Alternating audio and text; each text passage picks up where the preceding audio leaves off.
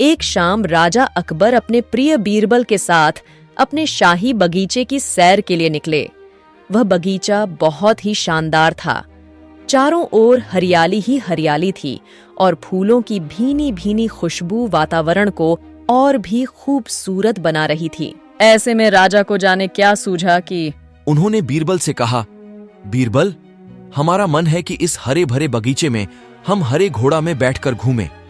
इसलिए मैं तुम्हें आदेश देता हूं कि तुम 7 दिनों के अंदर हमारे लिए एक हरे घोड़ों का इंतजाम करो।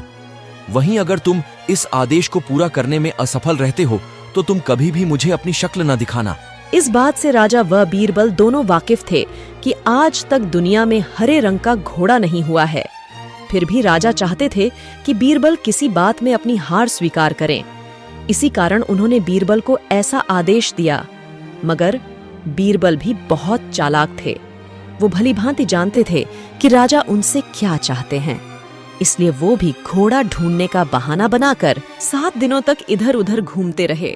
8वें दिन बीरबल दरबार में राजा के सामने पहुंचे और बोले, महाराज, आपकी आज्ञा के अनुसार मैंने आपके लिए हरे घोड़े का इंतजाम कर लिया है, मगर उसके मालिक की 2 शर्तें हैं। राजा ने उत्सुकता से दोनों शर्तों के बारे में पूछा। तब बीरबल ने जवाब दिया, पहली शर्त यह है कि उस हरे घोड़े को लाने के लिए आपको स्वयं जाना होगा। राजा इस शर्त के लिए तैयार हो गए। बीरबल ने कहा, घोड़े के मालिक की दूसरी शर्त यह है कि आपको घोड़ा लेने जाने के लिए सप्ताह के 7 दिन के अलावा कोई और दिन चुनना होगा।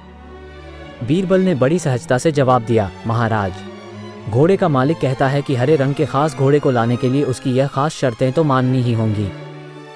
ये सुन राजा हैरानी से बीरबल की ओर देखने लगे।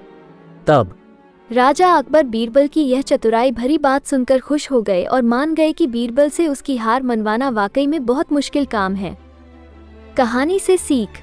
ये कहानी हमें ये सिखाती है कि सही सूझबूझ और समझदारी के साथ नामुमकिन लगने वाले काम को भी आसानी से किया जा सकता है।